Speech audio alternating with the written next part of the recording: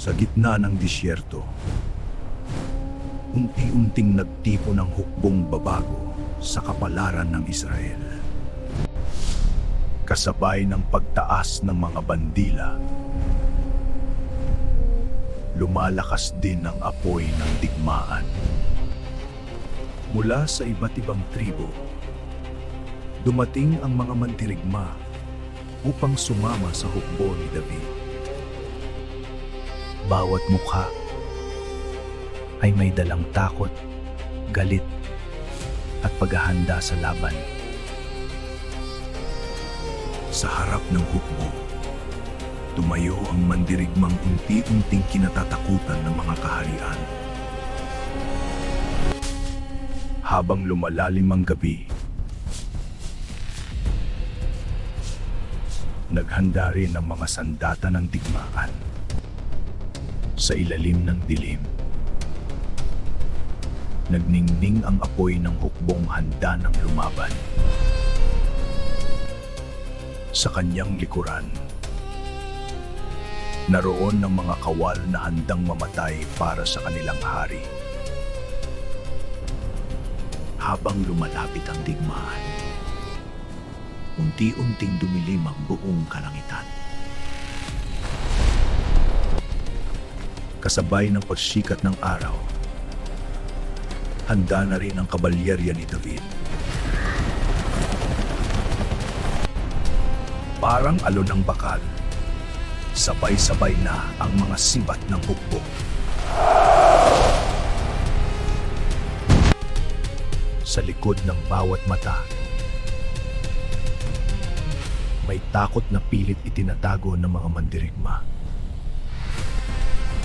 Unti-unting nabuo ang pinakamalaking hukbo na nakita ng Israel. Sa bawat apoy, may mandirigmang naghihintay sa bukas. Habang tahimik ang gabi, gumagalaw naman ang mga anino ng digmaan. Mula sa mataas na kabundukan, pinagmasdan ni David ang hukbong kanyang pamumunuan. Sa bawat hakbang, parang yayanig ang buong lupain sa lakas ng hukbo. Sa malalayong kaharian, nagsimula ng matakot ang mga hari kay David. Sa huling gabi, wala nang takas sa digmaang papalapit. Sa pagsikat ng bagong araw, magsisimula ang digmaan na yayanig sa buong kaharian. Habang papalapit ang hukbo ni David, unti-unting nilamon ng takot ang mga kaharian. Sa likod ng higanting pader, naghintay ang kahariang handa ng lumaban. Sa unang pagkakataon, nakita ng mga hari ang hukbong kanilang kinatatakutan. Sa ilalim ng bagyo, naghanda ang hukbo para sa unang pananakop. At sa isang iglap, sumabog ang unang sigaw ng malaking digmaan. Mula sa kalangitan, bumuhos ang apoy na parang ulan ng kamatayan. Nagbanggaan ng dalawang hukbo at yumanig ang buong lupain.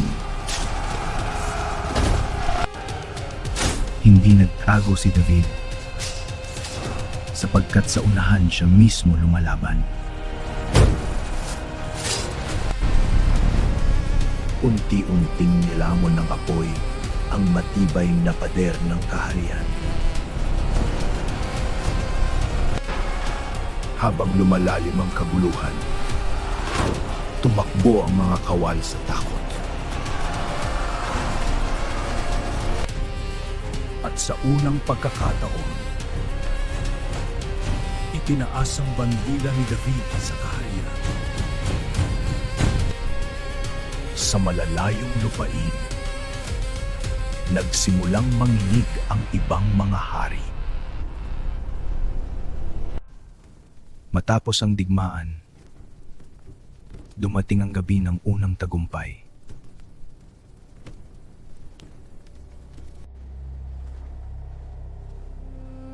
Ngunit sa likod ng tagumpay, naroon ang sakit ng digmaan. Habang lumalaki ang kanyang tagumpay, dumami rin ang kanyang hukbo. Sa bawat gabi, mas lalo pang lumalakas ang kaharian ni David. Ngunit sa malayo, may panibagong lungsod na naghihintay ng digmaan. Kahit bumuhos ang malakas na ulan, hindi tumigil ang hukbo. Unti-unting nilamon ng apoy ang mga kahariang sumalungat. Habang lumalaki ang tagumpay ni David, mas malaking digmaan naman ang papalapit. Sa malayong abot tanaw, dumating ang hukbong mas malaki kaysa sa kanilang nakalaban noon. Upang pigilan si David, nagkaisa ang mga hari na minsang magkakaaway. Sa ilalim ng madilim na kalangitan, naghanda ang hukbo para sa malaking digmaan. Parang apoy mula sa langit, bumagsak ang mga pana sa gitna ng dilim.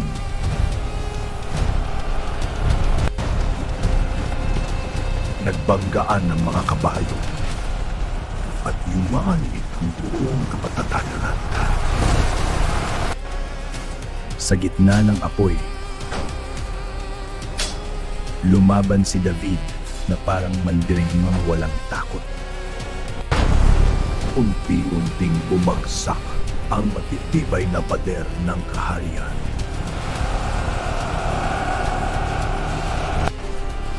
Sa bawat sulok, maririnig ang sigaw ng digmaang walang awa.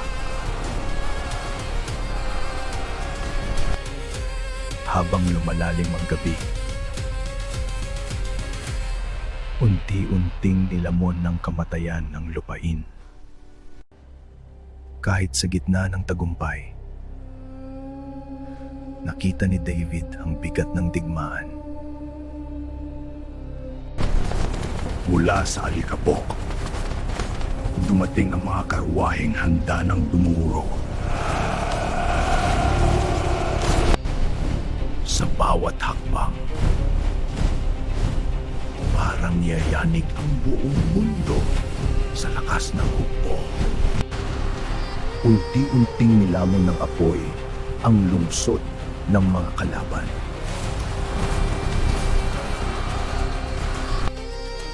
Sa likod ng tagumpay,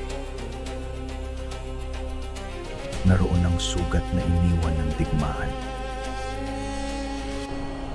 Isa-isang bumagsak ang mga kahariang sumubok lumaban kay David. Unti-unti siyang naging mandirigmang kinatatakutan ng buong lupain. Mula sa malayo, makikita ang apoy ng mga kahariang bumagsak. Habang lumalaki ang kanilang tagumpay, mas bumibigat naman ang kanilang pagod. Ngunit sa malayo, may panibagong hukbo na papalapit sa kaharian. Habang lumalawak ang kaharian ni David, mas madilim na digmaan ang dumarating. Isa-isang lumuhod ang mga kahariang dating tumutol sa kapangyarihan ni David. Kasabay ng pagsikat ng araw, itinaas ang bandila ng bagong kaharian. Habang lumalawak ang kanyang hukbo, lumawak din ang lupain ni David. Walang matibay na pader ang kayang humadlang sa kanyang pananakop. Sa kanyang likuran, naroon ang hukbong handa pa ring makipagdigma. Unti-unting nilamon ng apoy ang mga lungsod na lumaban kay David.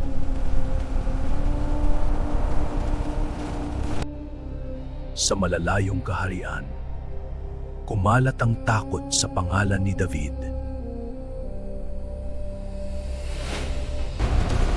Parang bagyo, dumaan ang mga karwahe sa gitna ng digmaan.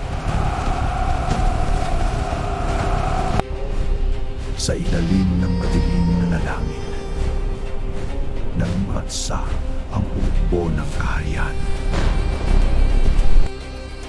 Unti-unti siyang naging hari ng mga digmaan na kinatatakutan ng buong lupain. Sa kanyang paanan, bumagsak ang mga korona ng dating makapangyarihang hari.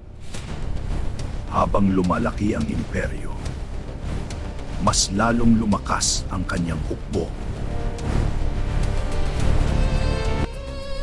Sa ilalim ng gabi, nagningning ang apoy ng hukbong walang takot.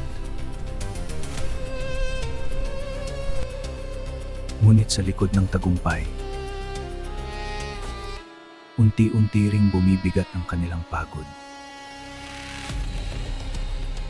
Maraming bayani ang naiwan sa lupang sinunog ng digmaan. Mula sa kabundukan, pinagmasdan ni David ang imperyong kanyang binuo.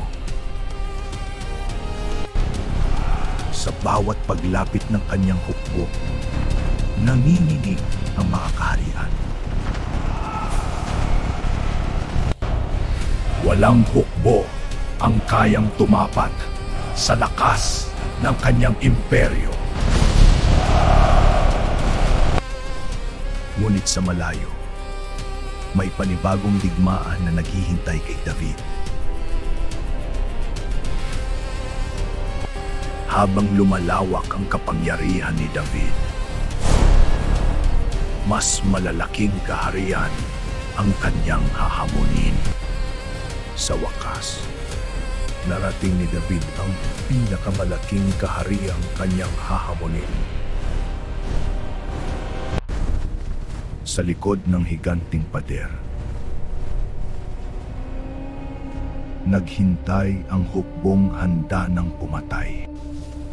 Bago magsimula ang huling digmaan, naghanda ang hukbo para sa kamatayan. Upang pigilan si David, nagkaisa ang mga hari para sa kanilang huling laban. Kasabay ng pagsikat ng araw, nagsimula ang digmaan na yayanig sa imperyo. Parang katapusan ng mundo, nilamon ng apoy ang buong kapatagan. Sa gitna ng apoy, lumaban si David na parang mandirigmang hindi mapipigilan. Unti-unting bumagsak ang imperyong dating kinatatakutan ng buong lupain. Mula sa kalangitan, bumagsak ang apoy na parang ulan ng kamatayan. Isa-isang lumuhod ang mga haring dating lumaban kay David.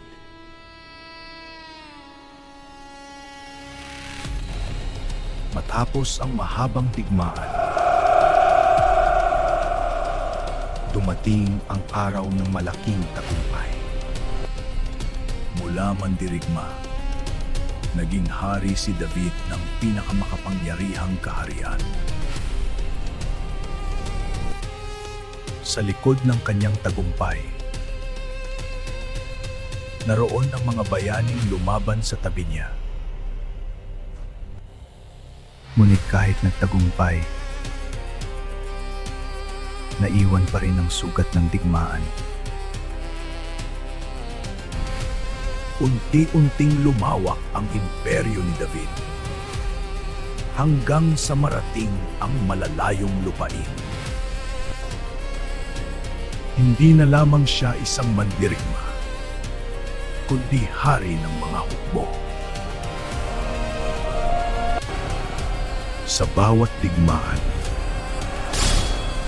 unti-unting nabuo ang alamat ni David.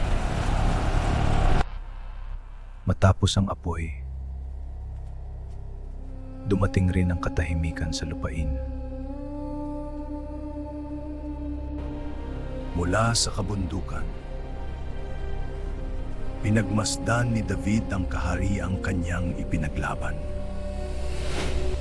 Siya ang mandirigmang nagpaluhod sa mga kaharian at naging alamat ng digmaan.